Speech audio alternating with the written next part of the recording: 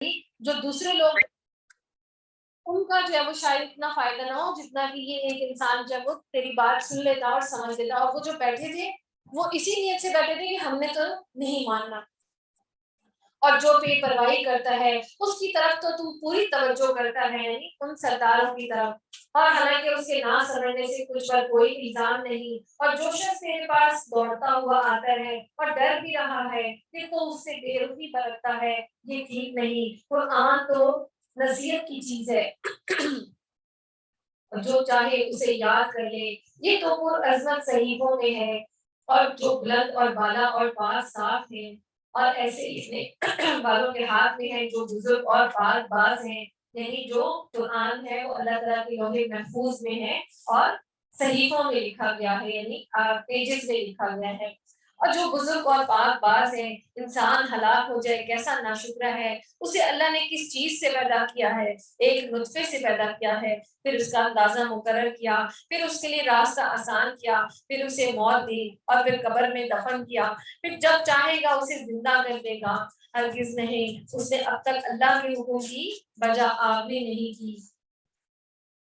اور انسان کو چاہیے کہ اپنے خالق کی طرف دیکھ لے کہ ہم نے خوب پانی برسایا, پھر زمین کو اچھی طرح پھاڑا. یعنی زمین جو ہے وہ جب ہم بیج ڈالتے ہیں تو وہ بھی پھٹتی ہے تو وہ درخت جو ہے وہ نکلتا ہے, وہ اللہ کے حکم سے ہی.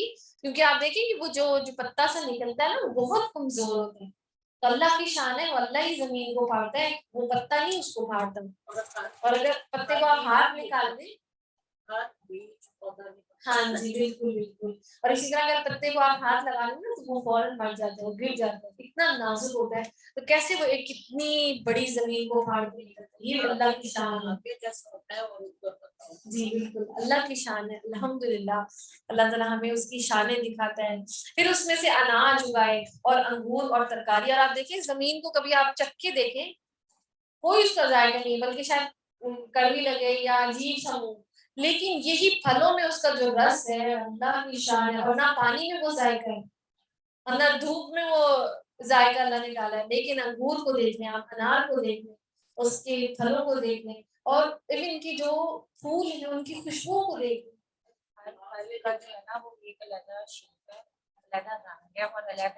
بالکل بالکل ایسے ہی ہے. اور آپ دیکھیں اللہ کی شان ہے کہ جو بھاری بھاری جو پھل اللہ نے لگائے نا وہ زمین میں لگائے, کیونکہ اگر وہ گرتے تو وہ پھٹ جاتے. یہ جو تربوز وغیرہ ہے تو یہ تو پھٹ جاتے ہیں, تو یہ اللہ کی شان ہے. اور دیکھیے کوکونٹ جو ہے وہ اگر نیچے بھی گرتا ہے تو وہ پھٹتا نہیں, اتنا سخت ہوتا ہے. آپ انار کو کھولیں تو دیکھیں کس طرح اس کے دانے بالکل اللہ کی شانیں. اور دوسرا اللہ جی نے ہر جو پھل ہے نا اس کی پروٹیکشن کی ہوئی ہے, ٹھیک ہے. اگر آپ کیلے کو چھیلیں گے تو وہ اندر سے نکلے گا, اناج کی وہ پتلی لیئر اترے گی تو پھر اندر سے آئے گا. بڑے محفوظ طریقے سے پھلوں میں بیچ. اور جو پھول ہوتے ہیں نا, ہاں جی, جو پھول ہوتے ہیں آپ دیکھیں جو باٹنسٹ ہوتے ہیں, جو پھول ہوتا ہے وہ پھل بن جاتے ہیں, جو پتے وغیرہ اتر جاتے ہیں تو وہی وہیں سے وہ پھل بنتا ہے. تو یہ اللہ کی شان ہے کہ اللہ تعالیٰ نے کتنی خوبصورتی اور نزاکت اور رنگ بھرے اور یہ پھلوں کے اندر رنگ ڈالے. تو یہ جو شہد کی مکھی ہے اس میں پھولوں میں تو وہ رنگ چوستی ہے, شہد نیکٹر چوستی ہے. تو یہ اللہ کی کتنی شانیں ہیں. اور زیتون اور کھجور, اور اسی طرح نمکین بھی, یہ جو زیتون ہے اس کا تیل یہ نکالا, اور اسی طرح میٹھے بھی, کتنے ذائقے ہیں. اور گنجان باغات اور میوے اور گھاس چارہ بھی, یہ سب کچھ تمہارے استعمال اور فائدے کے لیے اور تمہارے چوپایوں کے لیے. اور اسی طرح جو ہمارے جو نباتات یا جو وہ نکلتے ہیں وہ کیا ہوتے ہیں, وہ کیمیکلز, یہ مٹی وہ نہیں ہوتی معدنیات, تو یہ بھی تو زمین سے کتنے خزانے زمین نکالتی ہے. اب دیکھو, ہاں جی بالکل, نمک کی جو کانیں ہیں سونا نکالتی ہیں, کیا کیا نہیں نکالتی. یہ اللہ کی شانیں ہیں. اور یہ سب کچھ تمہارے استعمال اور فائدوں کے لیے اور تمہارے چوپایوں کے لیے. پر جب کہ کان بہرے کر دینے والی قیامت آ جائے گی, اس دن آدمی بھاگے گا اور اپنے بھائی سے اور اپنے ماں اور اپنے باپ سے اور اپنی بیوی اور اپنی اولاد سے. یعنی ہر بندہ جب اتنا خوف میں ہوگا کہ کہیں کوئی مجھ سے کوئی چیز مانگ ہی نہ لے. اور وہ جس طرح جب وہ آئے گا نا حساب کتاب کرنا ہوگا تو ہر بندہ جو ہے وہ ادھر ادھر ہوگا, ہونے کی کوشش کرے گا. ان میں سے ہر ایک کو اس دن ایسی فکر یہ ہوگی جو اسے بے پرواہ بنا دے گی. اس دن بہت سے چہرے روشن ہوں گے اور جو ہنستے ہوئے حشاش بشاش ہوں گے, اور بہت سے چہرے اس دن غبار آلود ہوں گے اور جن پر سیاہی چھا رہی ہوگی, اور یہی کافر بدکار لوگ ہوں گے. اللہ تعالیٰ ہم سب کو بچائے, آمین. یہ آپا ہم نے 12:15 تک کر دیں, 12:30 تک کرنے کا. اچھا, سورہ تکویر. بسم اللہ الرحمن الرحیم. اذا الشمس كورت. اب ایک کام آپ یہ کریں, چھوٹی چھوٹی سورتوں کی تلاوت لگا دیں اتنا پہ.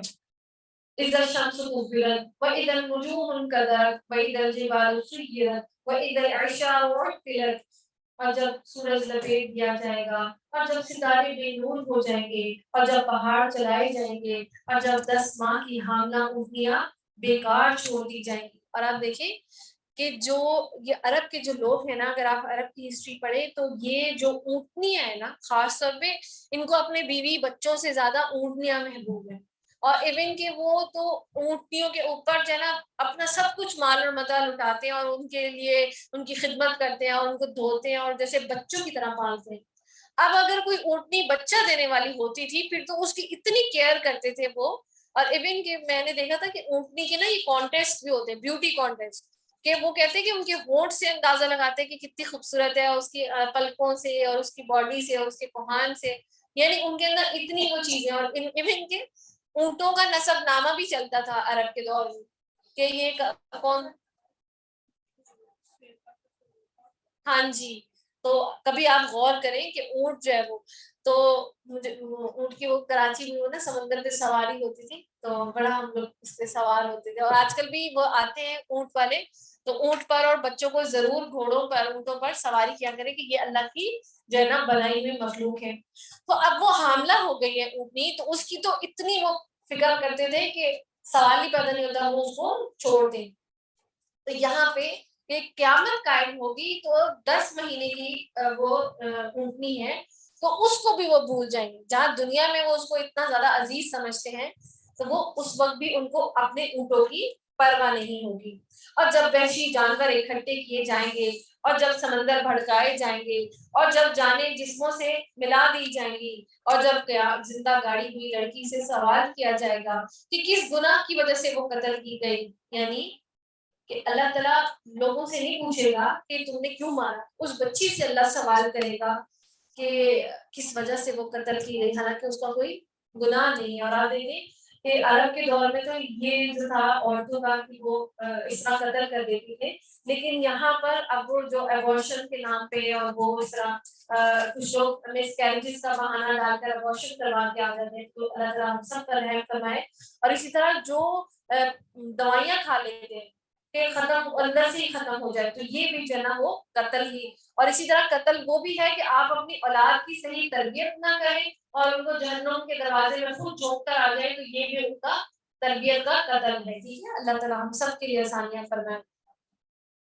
اور اسی طرح ایک صحابی جو ہے وہ نبی صلی اللہ علیہ وسلم کے پاس آئے, تو انہوں نے اپنے بارے میں بتایا کہ اس طرح میں نے کیا پلاننگ کی جب وہ اسلام لانے سے پہلے. تو نبی صلی اللہ علیہ وسلم جو ہے وہ اتنا رو رہے تھے کہ ان کی داڑھی بھیگ گئی تھی, یعنی اتنی تکلیف میں. اور جب مجھے بھی یہ پتا چلا تو مجھے بھی بہت رونا ہے کہ کتنے سنگ دل تھے. اور جو لڑکیاں ہوتی ہیں وہ تو اتنی پیاری سی اور کیوٹ سی ہوتی ہیں, اور اتنی پیاری پیاری باتیں کرتی ہیں. تو وہ جو ہے نا وہ اس کا جو باپ تھا جب وہ بتا رہا تھا تو وہ بھی رو رہا تھا, اور وہ کہہ رہا تھا کہ پتہ نہیں وہ اتنی چیزوں کا پریشر تھا. تو اب بھی یہی ہوتا ہے کہ لڑکیوں کو ابھی بھی جو عام جو لوگ ہیں وہ لڑکیوں کو پسند نہیں کرتے. اور اسی طرح ایک دفعہ میں نے یہ ریسرچ پہ وہ پڑھا تھا کہ جو نا یہ پروسٹیٹیوٹس ہوتی ہیں, جو طوائف ہوتی ہیں, وہ چاہتی ہیں کہ ان کے گھر لڑکیاں ہی پیدا ہوں, کیونکہ وہ ان کا جو سسٹم جو چلے.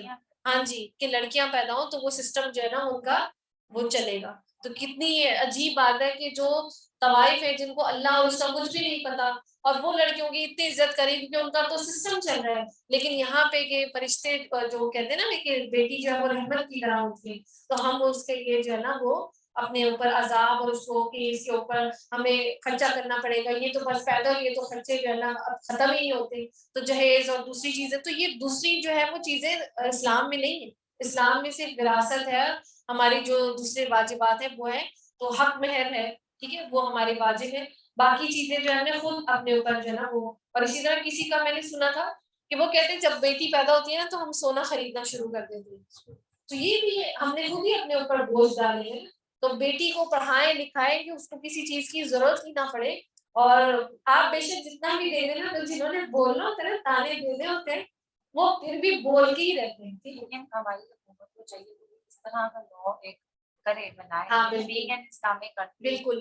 ہمارے ابھی بہت سے درمیانے طبقے کے بھی ہیں، لوور طبقے کے بھی ہیں، کئی غریبوں کی بچیاں ہوتی ہیں جو ریس کے چکر میں سال سال جو ہے نا ان کی مائیں اکٹھی کر رہی ہوتی ہیں. صحیح. اسی طرح بھی پچھلے دنوں ہمارے جاننے والے نے رشتہ کیا، اور مجھے اتنا مطلب ماشاء اللہ لڑکی ڈاکٹر ہے، ایک ان کی بیٹی ہے، تو کچھ مطلب پتہ لگا اس طرح کی باتوں کا کہ شادی سے مہینہ پہلے نا ان کے لاس نے کچھ ایسی ڈیمانڈ کرنا شروع کر دی. اب دیکھیں لڑکی والے کدھر جائے، مطلب اب بات بھی پکی ہو گئی ہے، شادی بھی ہونے والی ہے. اب اس میں یہ ہے کہ نا دو چیزیں نا، بیٹی کی شادی جو بہت امیر گھرانے کے لوگ ہیں انہوں نے بھی تو کسر نہیں چھوڑی، کتنا وہ پیسہ خرچ کرتے ہیں. اگر وہ درمیانی راہ اختیار کرے تو جو نارمل طبقہ ہے وہ بھی تھوڑا سا کم پہ آ جائے.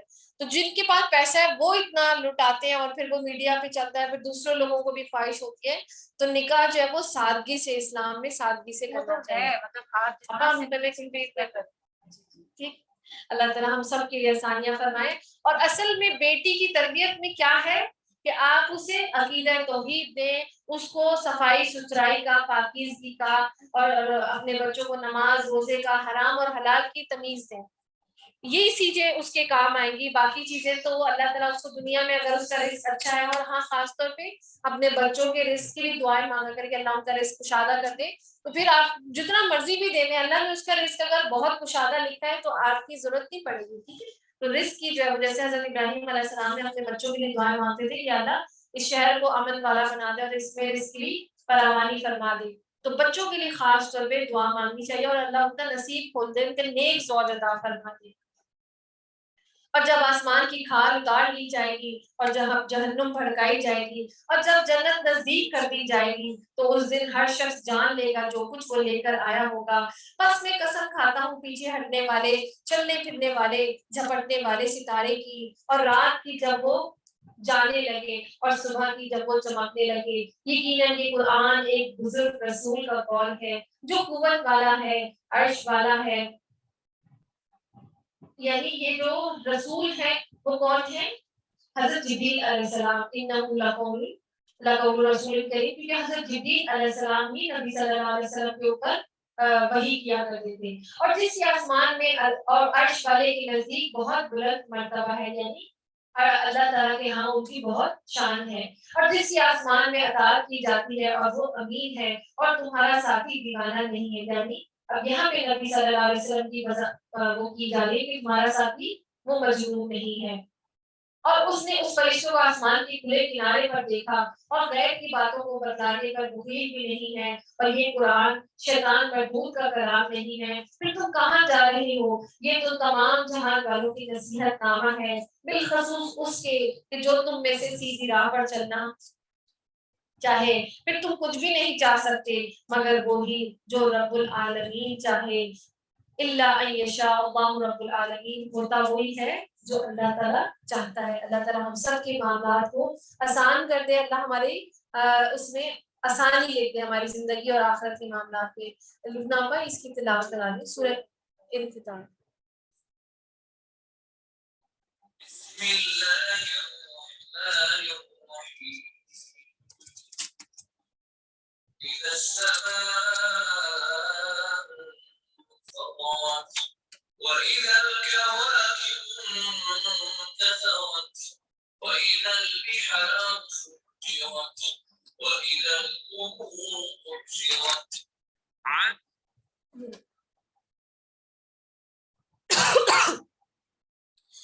شروع اللہ کے نام سے جو بہت مہربان نہایت رحم والا ہے۔ جب آسمان پھٹ جائے گا اور جب ستارے جھڑ جائیں گے اور جب سمندر بہہ نکلیں گے اور جب قبریں اکھاڑ دی جائیں گی، اس وقت ہر شخص اپنے آگے بھیجے ہوئے اور پیچھے چھوڑے ہوئے اگلے پچھلے اعمال کو معلوم کر لے گا۔ اے انسان، تجھے اپنے رب کریم سے کس چیز نے بہکایا؟ جس رب نے تجھے پیدا کیا، پھر ٹھیک ٹھاک کیا، پھر درست اور برابر بنایا، جس صورت میں چاہا جوڑ دیا، ہرگز نہیں، بلکہ تم جزا سزا کے دن کو جھٹلاتے ہو، یعنی جو فیصلے کا دن ہے۔ حالانکہ تم پر نگہبان مقرر ہیں اور باعزت لکھنے والے ہیں، جو کچھ تم کرتے ہو وہ جانتے ہیں، جو ہمارے کرام کاتبین ہیں۔ یقیناً نیک لوگ جنت کے عیش و آرام نعمتوں میں ہوں گے اور یقیناً بدکار لوگ دوزخ میں ہوں گے، جزا کے دن اس میں داخل ہوں گے اور وہ اس سے کبھی غائب نہیں ہوں گے۔ تجھے کچھ خبر بھی ہے کہ بدلے کا دن کیا ہے؟ وما ادراک ما یوم الدین، اور اسی طرح ہم نے سورہ فاتحہ میں بھی پڑھا تھا کہ فیصلے کا دن یہی وہ دن ہے۔ اور پھر میں کہتا ہوں تجھے کیا معلوم کہ جزا اور سزا کا دن کیا ہے، جس دن کوئی شخص کسی شخص کے کسی چیز کا مختار نہ ہوگا، اور تمام احکام والامر یومئذ للہ، اور تمام احکام اس روز اللہ ہی کے ہوں گے۔ سورہ مطففین۔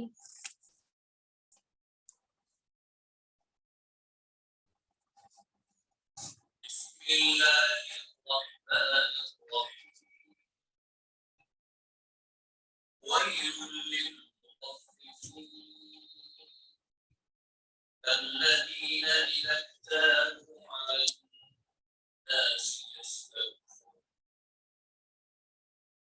وَإِذَا كَالُوهُمْ أَوْ وَزَنُوهُمْ يُخْسِرُونَ أَلَا يَظُنُّ أُولَئِكَ أَنَّهُم مَّبْعُوثُونَ لِيَوْمٍ عَظِيمٍ يَوْمَ يَقُومُ النَّاسُ لِرَبِّ الْعَالَمِينَ۔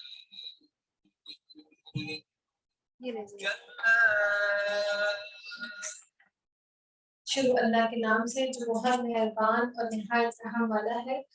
بڑی خرابی ہے ناپ تول میں کمی کرنے والوں کے لیے۔ جب لوگوں سے ناپ کر لیتے ہیں تو پورا پورا لیتے ہیں، اور جب انہیں ناپ کر کر یا تول کر دیتے ہیں تو کم دیتے ہیں۔ کیا انہیں اپنے مرنے کے بعد جی اٹھنے کا خیال ہے؟ اور اسی طرح آپ دیکھ لیں کہ قوم پر عذاب آیا تھا کہ وہ ناپ تول میں کمی کرتی تھی، تو ناپ تول میں کمی، اور اسی طرح کسی بھی چیز کو اس کا صحیح حق ادا نہ کرنا، یہ بھی ناپ تول میں کمی کرنا ہے۔ اور اس عظیم دن کے لیے جس دن سب لوگ رب العالمین کے سامنے کھڑے ہوں گے، یقیناً بدکاروں کا نام عمل سجین میں ہے۔ تجھے کیا معلوم سجین کیا ہے؟ یہ تو لکھی ہوئی کتاب ہے۔ اس دن جھٹلانے والوں کے لیے بڑی خرابی ہے جو سزا اور جزا کے دن کو جھٹلاتے ہیں۔ اسے صرف وہی جھٹلاتا ہے جو حد سے آگے نکل جانے والا ہے اور گناہ گار ہوتا ہے۔ جبکہ اس کے سامنے ہماری آیتیں پڑھی جاتی ہیں تو کہہ دیتا ہے کہ یہ پہلوں کے افسانے ہیں۔ کلا بل ران علی قلوبہم ما کانوا یکسبون، یوں نہیں بلکہ ان کے دلوں پر ان کے اعمال کی وجہ سے زنگ چڑھ گیا ہے۔ ہرگز نہیں، یہ لوگ اس دن اپنے رب کے سے اوٹ میں رکھے جائیں گے، پھر یہ لوگ بالیقین جہنم میں جھونکے جائیں گے، پھر کہہ دیا جائے گا یہی ہے وہ جسے تم جھٹلاتے رہے۔ یقیناً نیکوکاروں کو نامہ اعمال علیین میں ہے۔ تجھے کیا پتا علیین کیا ہے؟ وہ تو لکھی ہوئی کتاب ہے، مقرر فرشتے اس کا مشاہدہ کرتے ہیں۔ یقیناً نیک لوگ نعمتوں میں ہوں گے، مسحریوں پر بیٹھے ہوں گے، اور تو ان کے چہروں سے ان کی تر و تازگی پہچان لے گا۔ یہ لوگ سربسر خالص شراب پلائے جائیں گے جس پر مشک کی مہر ہوگی، اور رغبت کرنے والوں کو اسی کی رغبت کرنی چاہیے، یعنی کہ جو چاہتا ہے کہ اللہ تعالیٰ ہمیں یہ دے تو اس کو اللہ کے بتائے ہوئے راستے کی طرف جو ہے نا وہ رغبت کرنی چاہیے۔ اور اس کی آمیزش تسنیم کی ہوگی، وہ چشمہ جس کا پانی مقرب لوگ پیئیں گے۔ گناہ گار لوگ ایمانداروں کی ہنسی اڑایا کرتے تھے اور ان کے پاس سے گزرتے ہوئے آپس میں آنکھ کے اشارے کرتے تھے، اور جب آپ اپنے گھر والوں کی طرف لوٹتے تو دل لگیاں کرتے تھے۔ اور اسی طرح جب یہ جو منافقین بھی تھے تو یہ لوگ آپس میں ایک دوسرے سے اشاروں اشاروں میں باتیں کرتے تھے اور مسلمانوں کو اس سے پھر خوف محسوس ہوتا تھا، اور جب وہ اپنے گھر جاتے تھے تو پھر دل لگیاں کرتے تھے، اور جب انہیں دیکھتے تو کہتے یہ لوگ گمراہ ہیں، یعنی جو نیک لوگ ہیں ان کو کہتے تھے کہ یہ لوگ گمراہ ہیں، یہ ان پر پاسباں بنا کر تو نہیں بھیجے گئے، بس آج ایماندار ان کافروں پر ہنسیں گے، سختوں پر بیٹھے ہوں گے، اور اب ان منکروں نے جیسا یہ کرتے تھے پورا پورا بدلہ پا لیا۔ اللہ تعالیٰ ہم سب کو ایمان لانے والوں میں شامل کر دے۔ سورہ انشقاق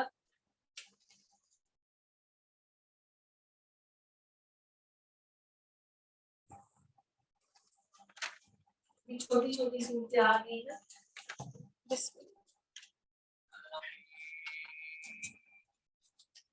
إذا السماء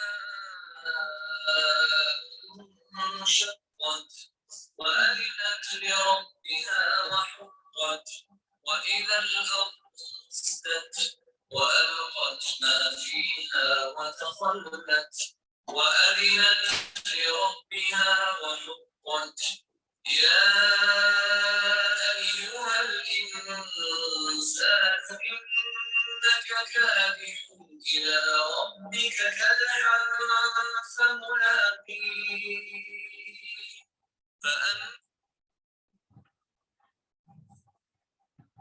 بسم اللہ الرحمن الرحیم، شروع اللہ کے نام سے جو بہت مہربان اور نہایت رحم والا ہے۔ وَإِذَا السَّمَاءُ انشَقَّتْ وَأَذِنَتْ لِرَبِّهَا وَحُقَّتْ، جب آسمان پھٹ جائے گا اور اپنے رب کے حکم پر کان لگائے گا اور یہی اس کے لائق ہے، اور جب زمین پھیلا دی جائے گی اور اس میں جو اسے وہ اگل دے گی اور خالی ہو جائے گی، یعنی جو کچھ اس کے اندر گیا تھا وہ باہر نکال دے گی، اور اپنے رب کے حکم پر کان لگائے گی اور یہی اس کے لائق ہے۔ اے انسان، تو اپنے رب سے ملنے تک یہ کوشش اور تمام کام اور محنتیں کر کے اس سے ملاقات کرنے والا ہے، تو اس وقت جس شخص کے دائنے ہاتھ میں نامہ اعمال دیا جائے گا تو اس کا حساب تو بڑی آسانی سے لیا جائے گا، اور وہ اپنے اہل کی طرف ہنسی خوشی لوٹ کر آئے گا۔ اللہم اجعلنا منہم، اللہ تعالیٰ ہمیں بھی ہمارا نامہ اعمال سیدھے ہاتھ میں عطا فرمائے۔ وَأَمَّا مَنْ أُوتِیَ کِتَابَهُ وَرَاءَ ظہری، ہاں جس شخص کا نامہ اعمال اس کی پیٹھ کے پیچھے سے دیا جائے گا تو وہ موت کو بلانے لگے گا اور بھڑکتی ہوئی جہنم میں داخل ہو جائے گا۔ یہ شخص اپنے گھر والوں میں بڑا خوش تھا، اس کا خیال تھا کہ اللہ کی طرف لوٹ کر ہی نہ جائے، کیوں نہیں، حالانکہ اس طرح اسے بخوبی دیکھ رہا تھا۔ مجھے شفق کی قسم ہے اور رات کی اور جب اس کی جمع کردہ چیزوں کی قسم ہے، اور چاند کی جب کہ وہ بھر جاتا ہے، یقیناً تو ایک حالت سے دوسری حالت میں پہنچو گے۔ یعنی اللہ تعالیٰ جو ہے وہ اتنی قسمیں کھا کر کیا بتا رہا ہے کہ قیامت واقع ہو جائے گی اور ایک سے بڑھ کر ایک حالت ہوگی ہماری، یعنی جیسے ہم زندہ ہیں پھر مریں گے، پھر مرنے کے بعد پھر زندہ ہو جائیں گے، تو یہ دوسری حالت میں ہم پہنچیں گے۔ اور انہیں کیا ہو گیا کہ ایمان نہیں لاتے، اور جب ان کے پاس قرآن پڑھا جاتا ہے تو سجدہ نہیں کرتے، یعنی جیسے ہم سجدے کی آیتیں آتی ہے تو ہم فوراً جھک جاتے ہیں اللہ کی قرآن جب پڑھا جاتا ہے، بلکہ جنہوں نے کفر کیا وہ جھٹلا رہے ہیں، اور اللہ خوب جانتا ہے جو کچھ یہ دلوں میں رکھتے ہیں، انہیں المناک عذابوں کی خوشخبری سنا دو۔ ہاں جو لوگ ایمان لائے اور نیک عمل کرتے رہے ان کے لیے بے شمار اور نہ ختم ہونے والا اجر ہے۔ سورہ بروج، بسم اللہ الرحمن الرحیم، والسماء ذات البروج والیوم الموعود وشاہد ومشہود قتل اصحاب الاخدود، اور برجوں والے آسمان کی قسم اور وعدہ کیے ہوئے دن کی قسم، حاضر ہونے والے اور حاضر کیے گئے کی قسم، اور خندقوں والے ہلاک کیے گئے، وہ ایک آگ تھی اور ایندھن والی، جبکہ وہ لوگ اس کے آس پاس بیٹھے تھے اور مسلمانوں کے ساتھ وہ جو کرتے